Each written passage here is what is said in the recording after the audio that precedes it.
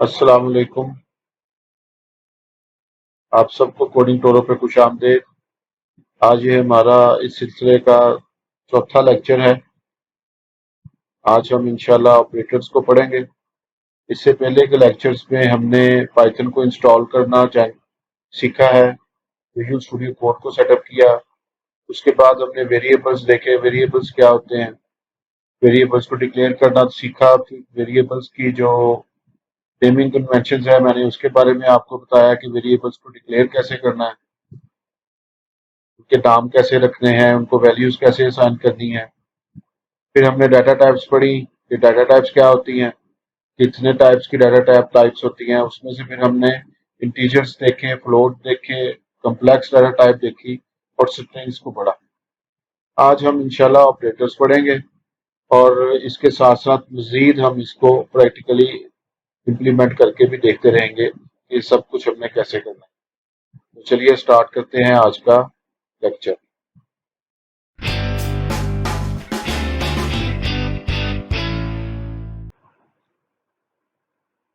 तो जैसा आपको स्क्रीन पे नजर आ रहा है, ऑपरेटर्स जो हैं वो वेरिएबल्स पर और वैल्यूज के ऊपर मुख्तलिफ ऑपरेशंस परफॉर्म करने के लिए यूज होते हैं। जब हम अपनी वैल्यूज के को प्रोसेस करना चाहते हैं या वेरिएबल्स के ऊपर कोई प्रोसेस करना चाहते हैं तो उसके लिए ऑपरेटर्स को इस्तेमाल करते हैं। ऑपरेटर्स की मेन जो है वो चार किस्में हैं जो आपको सामने नजर आ रही होंगी। इसमें सबसे पहले है अरिथमेटिक ऑपरेटर्स। ये वो ऑपरेटर्स होते हैं जिनके जरिए से हम अपनी वैल्यूज या वेरिएबल्स के ऊपर मैथमेटिकल ऑपरेशंस परफॉर्म करते हैं। वैल्यूज को एक दूसरे के साथ प्लस माइनस वगैरह करना, मल्टीप्लाई करना या सब्ट्रैक्ट करना, ये सारा कुछ अरिथमेटिक ऑपरेटर्स के थ्रू हम परफॉर्म करते हैं। दूसरे नंबर पे है असाइनमेंट ऑपरेटर्स। जब हम अपने वेरिएबल्स को कोई वैल्यू वगैरह असाइन करना चाहें, उसके लिए असाइनमेंट ऑपरेटर्स इस्तेमाल होते हैं। इनमें से एक हमने पिछले लेक्चर में वेरिएबल्स जब हमने डिक्लेयर किए तो जो इक्वल साइन हमने यूज किया वैल्यू असाइन करने के लिए, जैसे x इज इक्वल टू 10, तो जो इक्वल साइन है वो असाइनमेंट ऑपरेटर था। तो इसके जरिए से हमने सिस्टम को बताया कि x की जो वैल्यू है वो 10 के बराबर है। तो असाइनमेंट ऑपरेटर्स क्या करते हैं कि जब हम किसी वेरिएबल को कोई वैल्यू वगैरह असाइन करना चाहते हैं तो उसके लिए असाइनमेंट ऑपरेटर्स इस्तेमाल करते हैं। उसके बाद आते हैं कंपैरिजन ऑपरेटर्स। कंपैरिजन ऑपरेटर्स जब हम दो वैल्यूज को या दो से ज्यादा वैल्यूज को आपस में कंपेयर करना चाहें तो उसके लिए कंपैरिजन ऑपरेटर्स यूज होते हैं। जैसे कोई वैल्यू, सपोज आप चाहते हैं कि ये इसको कंपैरिजन करना कि a is equal to b, होगा आपने कैसे करना है, उसके लिए ऑपरेटर्स यूज होंगे। इसी तरह a is less than equal to b और a is greater than equal to b, इस तरह के मुख्तलिफ कंपैरिजन के जो टास्क होते हैं उनको परफॉर्म करने के लिए कंपैरिजन ऑपरेटर्स यूज होते हैं। अगले नंबर पे बारी आ जाती है लॉजिकल ऑपरेटर्स की। इनके थ्रू हम ये डिटरमिन करते हैं कि आया कि ये जो वैल्यू हम इसमें इसको इस्तेमाल कर रहे हैं, इस ये ट्रू है या फॉल्स है, यानी कि वो वैल्यू जो हम लेना चाहते हैं वो वाकई वहां पे है या नहीं है। इसका बाद फैसला करने के लिए हम लॉजिकल ऑपरेटर्स को यूज करते हैं। अब आइए आगे इनको मजीद एक एक करके इनको डिफाइन करते हैं और मैं आपको बताता हूँ कि अरिथमेटिक ऑपरेटर्स क्या होते हैं, किस किस्म के होते हैं, कैसे इस्तेमाल करने हैं। इसी तरह बाकी जो ऑपरेटर्स हैं वो सारे, उनकी टाइप्स कितने कितने किस्म के वो हैं और उनका यूज क्या क्या है, ये सारा आपको बताता हूँ।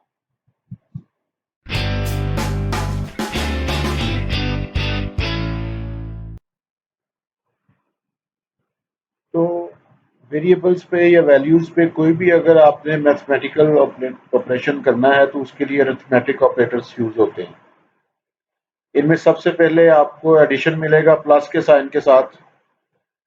जब भी दो वैल्यूज को या दो वेरिएबल्स को आपने ऐड करना है या प्लस करना है तो उसके लिए प्लस साइन का ऑपरेटर यूज होगा। जैसे आगे आप देख रहे हैं कि x is equal to y, तो ये x की वैल्यू को y की वैल्यू के साथ प्लस कर देगा। इसके बाद अगला जो ऑपरेटर है वो है सब्ट्रैक्शन का। ये माइनस के लिए यूज होता है।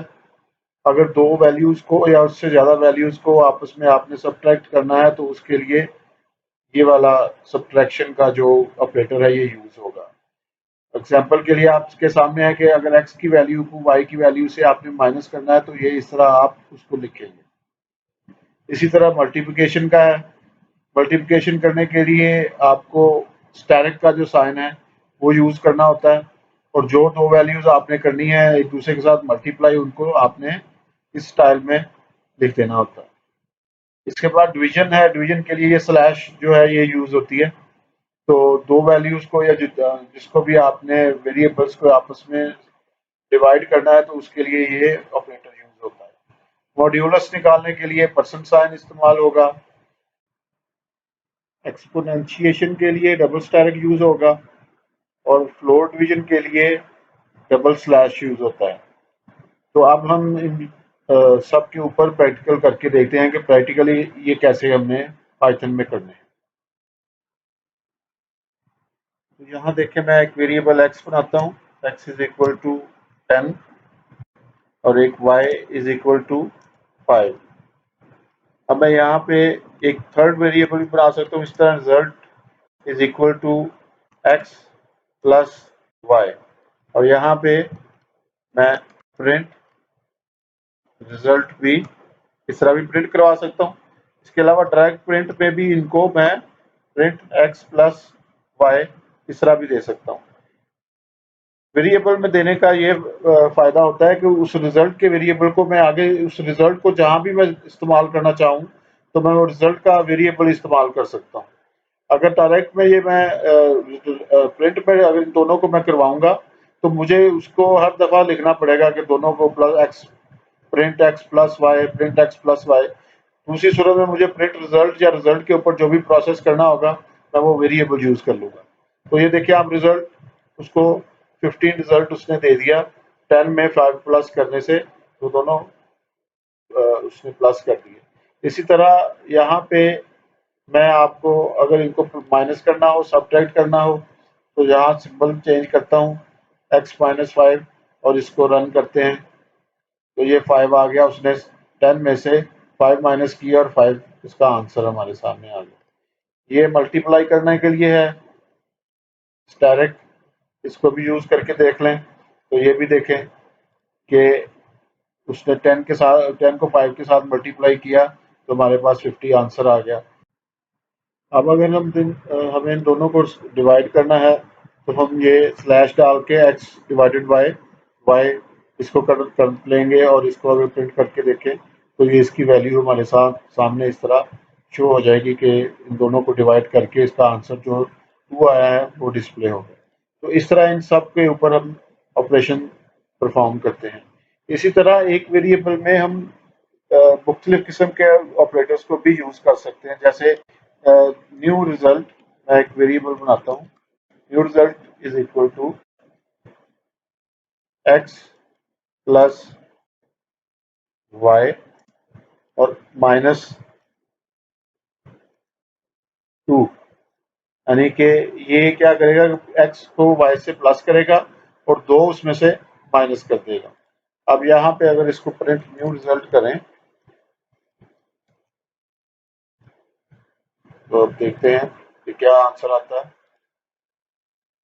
सॉरी, ये उसने जो मैंने आपको पिछली दफा बताया था कि केस सेंसिटिव होते हैं वेरिएबल्स, तो मैंने यहाँ कैपिटल एक्स लिख दिया, तो कैपिटल एक्स है हमने कहीं डिफाइन ही नहीं किया हुआ। तो ये आपके सामने इसका प्रैक्टिकल रिजल्ट भी आ गया। तो ये देखें, पहले ये वाला रिजल्ट प्रिंट हुआ है x डिवाइडेड बाय y, उसके बाद इन दोनों को प्लस करके उसने x प्लस वाई और -2 कर दिया, पर यानी 15 में से 2 को माइनस कर दिया। इस तरह से हम इनके रिजल्ट्स भी ले सकते हैं कि एक ही वेरिएबल में हम एक ही गो में मुख्तलिफ जो अरिथमेटिक ऑपरेटर्स हैं उनको यूज कर सकते हैं। इसमें हमें इनकी प्रेसिडेंस का ध्यान रखना पड़ता है। वो आपको मैथमेटिक्स में पता होगा कि पैरेंथेसिस के साथ हम यूज करते हैं कि किस वैल्यू को हमने पहले कैलकुलेट करवाना है और किसको हमने बाद में कैलकुलेट करवाना है। तो उसको उसकी प्रेसिडेंस जो है वो यहाँ से हम डिटरमिन करते हैं। जैसे हम अगर इसको फोर्स करते हैं कि ये दोनों वेरिएबल्स जो हैं ये पहले हों, उसके बाद यहाँ पे हम एक मल्टीप्लाई का साइन दे दें, फिर इसका रिजल्ट हम देखते हैं कि ये क्या आएगा कि y और x और y को प्लस किया यानी 15 और फिर डिवाइडेड मल्टीप्लाई बाय 2 कर दिया तो हमारे पास 30 उसका आंसर आ गया। अब इसको इसके बगैर चला के देखता हूँ मैं, पैरेंथेसिस के बगैर, फिर देखते हैं क्या रिजल्ट आता है। तो इसका रिजल्ट 20 आया। वो इसलिए आया कि जो मल्टीपल अप्लाई जो होता है ये इसकी प्रेसिडेंस ज्यादा है। अगर नॉर्मली हम इसी तरह लिखते हैं तो पहले मल्टीप्लाई होता है, बाद में प्लस होता है। अगर हम इसको फोर्स करना चाहते हैं कि पहले ये दो वैल्यूज प्लस हों, उसके बाद जो आंसर आए वो 2 से मल्टीप्लाई हो, तो इस तरह हम पैरेंथेसिस में इसको लिखेंगे, उन वैल्यूज को या उस कैलकुलेशन को जो हम पहले परफॉर्म कराना चाहते हैं। तो ये प्रेसिडेंस के जो पैरेंथेसिस ऑपरेटर्स हैं वो भी हम इस तरह यूज कर सकते हैं।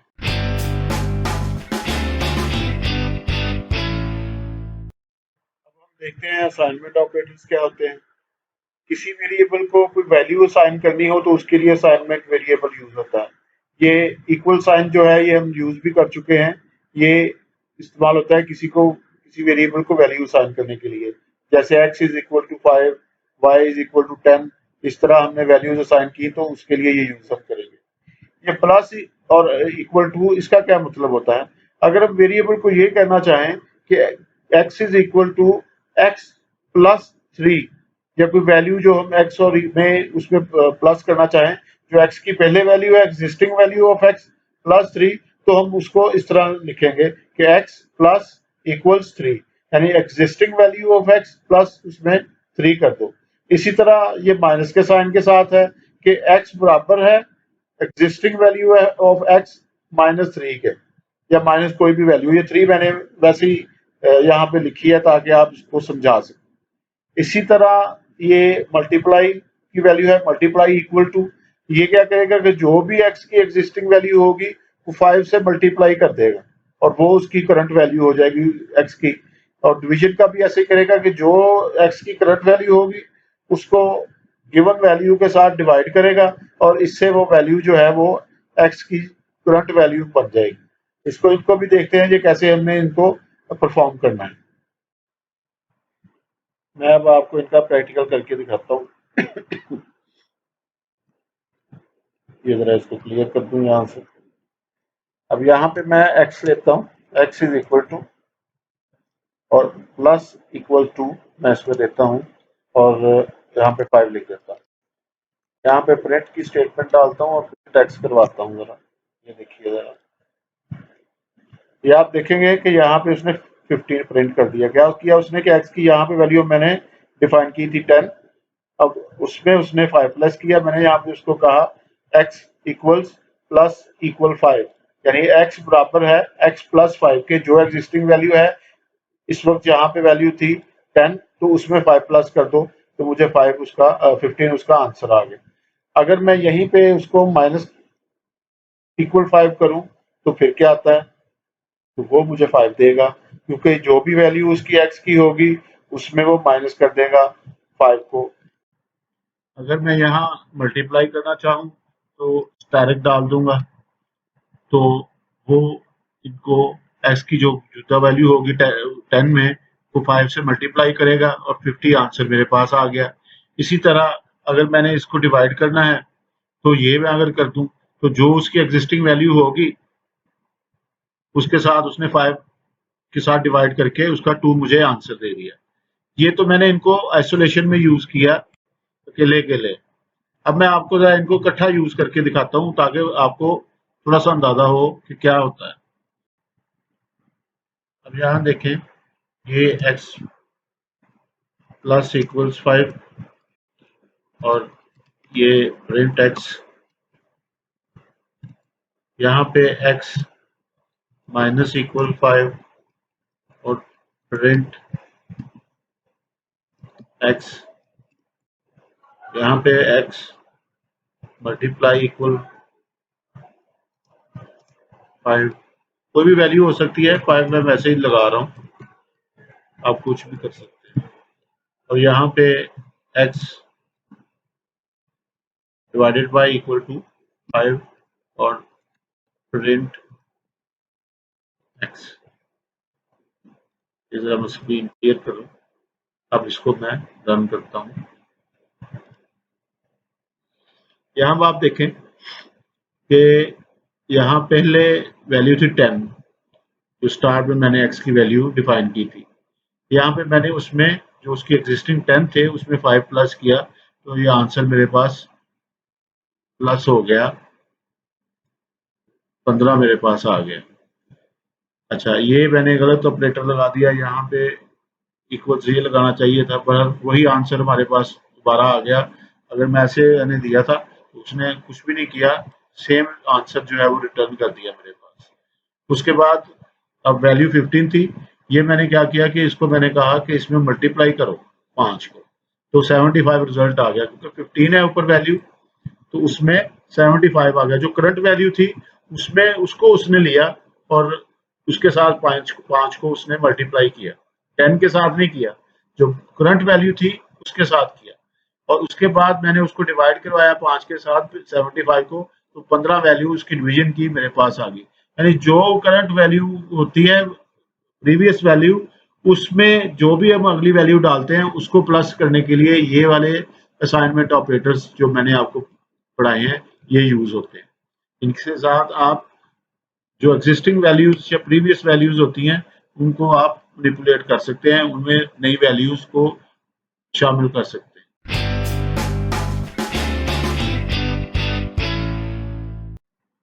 अच्छा जी, अब हमारे नेक्स्ट ऑपरेटर्स हैं कंपैरिजन ऑपरेटर्स। जब हम दो वैल्यूज को आपस में कंपेयर करना चाहते हैं तो ये कंपैरिजन ऑपरेटर्स यूज करते हैं। इनमें सबसे पहले है डबल इक्वल साइन डाला है। जब हम दो वैल्यूज को ये उसको कंपैरिजन करना चाहें कि आया कि x बराबर है y के, तो हम उनको x इक्वल्स y के साथ कंपेयर करते हैं। अगर हम दो वैल्यूज को इस कंडीशन पे कंपेयर करना चाहें कि वो इक्वल नहीं है एक दूसरे के, तो उसके लिए हम ये सिंबल यूज करते हैं कि एक्सक्लेमेशन साइन और उसके साथ इक्वल, ये नॉट इक्वल कहलाता है। अगर हम किसी वैल्यू को इस तरह कंपेयर करना चाहें कि वो दूसरी से बड़ी है, तो उसके लिए ये ग्रेटर देन का सिंबल यूज करेंगे, यानी x ग्रेटर देन सिंबल ये डिटरमिन करना है, तो ये इस तरह हम इसको लिखेंगे। इसी तरह लेस देन की वैल्यू को अगर हमने डिटरमिन करना है कि x लेस देन y है, तो ये वाला ऑपरेटर जो है लेस देन का, ये हम यूज करेंगे। अगला हमारा जो कंपैरिजन ऑपरेटर है वो है ग्रेटर देन और इक्वल टू, कि वैल्यू या ग्रेटर देन है या इक्वल है, तो इस तरह हम x ग्रेटर देन और इक्वल टू y है, तो ये हम इस तरह कंपेयर करेंगे वैल्यूज को। इससे आगे है कि वैल्यू लेस देन और इक्वल है, तो ये इस तरह हम यूज करेंगे कि x लेस देन और इक्वल टू y। ये हम जो इनका यूज है जब हम इसमें कंडीशंस पढ़ेंगे, इफ एल्स स्टेटमेंट्स पढ़ेंगे, तो उस वक्त हम इनको प्रैक्टिकल करके देखेंगे। इस वक्त आपको सर यही समझना जरूरी है कि जब दो वैल्यूज को हमने कंपेयर करना है तो उनको आपने कैसे करना है। अगर इस बुनियाद पे उनको इस बेस पे करना है कि वो आपस में बराबर हैं, तो उसके लिए ये सिंबल यूज होगा इक्वल इक्वल। अगर इस बेस पे हमने उनको कंपेयर करना है कि वो एक दूसरे के बराबर नहीं है, तो इस तरह इस ऑपरेटर के साथ हम करेंगे। अगर इस तरह कंपेयर करना है कि x ग्रेटर देन y, तो ये वाला ऑपरेटर यूज करेंगे।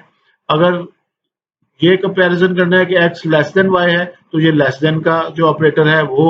अगर इस तरह कंपैरिजन करना है कि लेस देन और इक्वल टू, ग्रेटर देन और इक्वल टू, तो ये सिंबल है। और अगर हमने लेस देन और इक्वल टू डिटरमिन करना है, तो उसके लिए ये वाला ऑपरेटर हम यूज करेंगे। इनको भी आप ज़हन में रखें, ये बहुत ज़्यादा यूज होते हैं। जैसे ही हम कंपैरिजन वगैरह की स्टेटमेंट कंडीशंस वगैरह लगाते हैं, आगे आप पढ़ेंगे इफ एल्स स्टेटमेंट्स, तो उसमें ये बहुत ज़्यादा हम इस्तेमाल करने वाले हैं।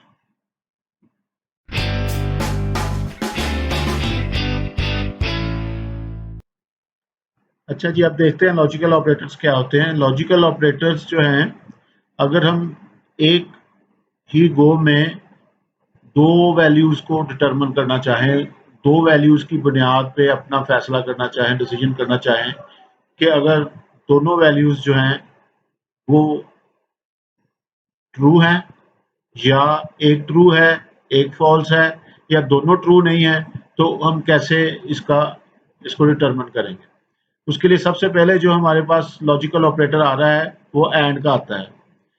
ये हमें returns true if both statements are true, कि ये हमें उस सूरत में ट्रू रिटर्न करेगा जब दोनों स्टेटमेंट्स ट्रू होंगी।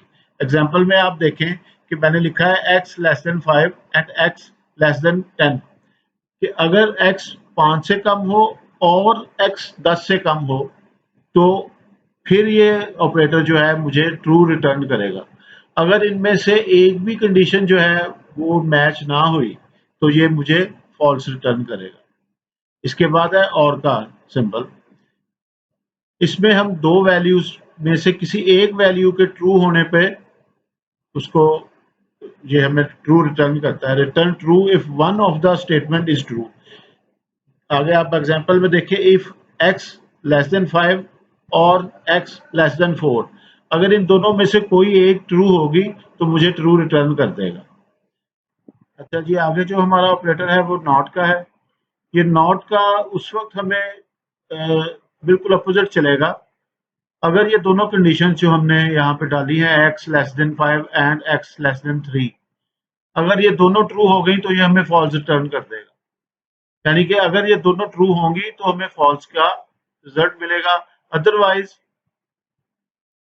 अगर इसके वाइस वर्सा आप चल जाएं कि अगर ये अपना दोनों ट्रू ना हुई तो हमें ये ट्रू रिटर्न करेगा।